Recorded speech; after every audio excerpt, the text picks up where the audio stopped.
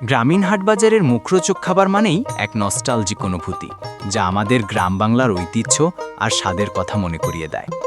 এই খাবারগুলো শুধু পেট ভরায় না, হাটে আসা মানুষজনের ক্লান্তি ভুলিয়ে দেয় এক ঝলকে।